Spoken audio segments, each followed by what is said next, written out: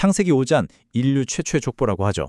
근데 이게 그냥 이름만 쭉 나열된 거라면 사실 좀 지루하지 않을까요? 그런데 만약 이게 사실은 정교하게 짜인 하나의 암호라면 어떨까요? 지금부터 저랑 같이 그 비밀을 한번 파헤쳐 보시죠. 자, 보세요. 아담이 셋을 낳고 셋은 에노스를 낳고 솔직히 말해서 좀 졸리지 않으세요? 그냥 누가 누구를 낳고 몇 살까지 살았다는 그런 이름이랑 숫자만 끝없이 반복되는 것 같잖아요. 하지만 만약에 말이죠. 이게 그냥 단순한 기록이 아니라 삶과 죽음, 그리고 그 짙은 절망 속에서도 피어나는 단 하나의 희망에 대한 아주 정교하게 설계된 암호라면요. 자, 지금부터 이 고대의 문서에 숨겨진 코드를 하나하나 풀어보겠습니다. 자, 좋습니다. 모든 암호 해독의 첫걸음은 뭐죠? 바로 패턴을 찾는 겁니다. 이 코드도 마찬가지예요. 이걸 풀려면 먼저 계속해서 반복되는 어떤 공식 같은 걸 찾아내야 합니다. 바로 이거예요. 공식을 찾았습니다. 근데 좀 단조롭죠? 누구는 몇 살에 아들을 낳고 그 뒤로 몇 년을 더 살다가 총 몇 살에 결국 죽었다. 태어나고 자식을 낳고 더 살다가 죽는다. 이게 바로 이 암호의 기본 리듬, 기본 패턴인 거죠. 특히 그리고 그가 죽었더라. 이 구절.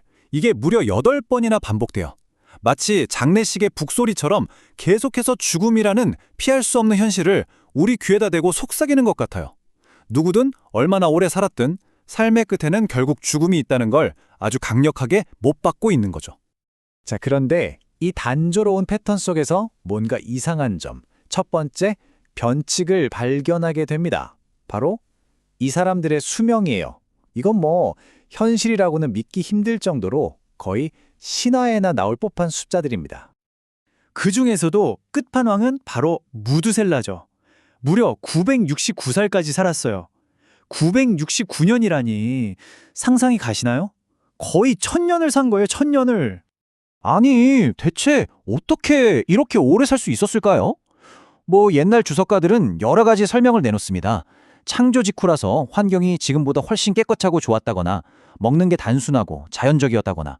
하지만 더 중요한 건 이게 그냥 우연이 아니었다고 본다는 점이에요. 인구를 빨리 늘리고 또 중요한 지식들이 세대와 세대를 거치면서 끊기지 않고 잘 전달되게 하려는 어떤 거대한 계획의 일부였다는 거죠. 자, 그런데 이 암호는요, 단순히 나이라는 숫자에만 머물지 않습니다. 더 깊은 곳, 진짜 비밀은 바로 그들의 이름 속에 숨겨져 있어요. 예를 들어 아까 그 969살까지 살았던 무두셀라 있죠? 그 이름의 뜻이 뭔지 아세요? 그가 죽을 때 심판이 임할 것이다 라는 뜻이에요. 소름 돋지 않나요?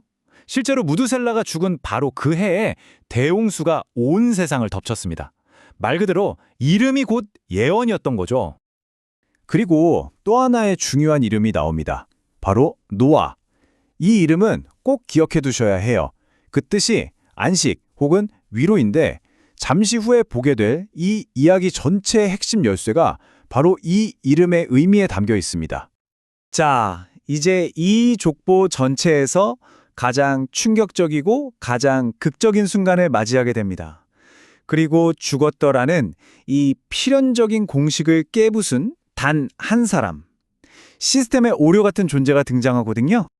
보세요. 이 차이가 느껴지시나요? 다른 모든 사람은 결국 그가 죽었더라로 끝나는데 에녹은 완전히 다릅니다. 하나님이 그를 데려가셨다라고 기록되어 있어요. 죽었다는 말이 아예 없어요. 이 단조로운 리듬 속에서 갑자기 튀어나온 불협화음 같은 거죠. 그럼 왜 에녹만 예외였을까요? 성경은 그가 하나님과 동행했다고 말해요. 이게 그냥 같이 산책했다는 뜻이 아니라 정말 가깝고 친밀한 관계를 맺었다는 의미거든요.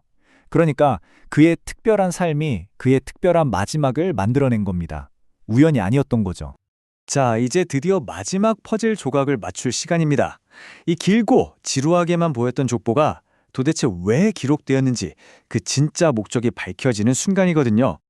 바로 아까 그 노아의 탄생 장면에서 그 목적이 드러납니다. 그의 아버지 라멕이 이렇게 말하죠. 하나님께서 저주하신 이 땅 때문에 우리가 손으로 일하며 고통받고 있는데 이 아들이 우리를 위로해 줄 것이다. 어마어마한 예언이죠. 저주받은 땅에서 고통받는 인류의 모든 희망이 갓 태어난 이 아이, 노아에게 달려있다는 선포입니다.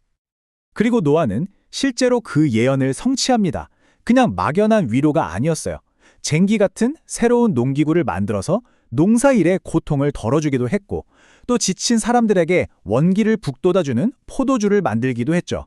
그리고 가장 결정적으로 대홍수 심판에서 인류를 구해내고 세상을 다시 시작하게 함으로써 궁극적인 안식을 가져다 주었습니다. 정말 실질적인 위로이자 최종적인 안식 그 자체였던 셈이죠. 결국 이 길고 긴 족보는요, 그냥 죽은 사람들의 명단이 아니었던 겁니다. 아담부터 시작된 끝없는 죽음의 행렬 속에서 단 하나의 희망의 계보가 어떻게 이어져 왔는지를 추적하는 거대한 서사였던 거죠. 그리고 그 모든 이름과 숫자는 단 한 사람, 바로 위로와 안식을 가져올 노아를 가리키고 있었습니다. 자, 그렇다면 이 족보는 단순히 과거에 대한 기록일까요?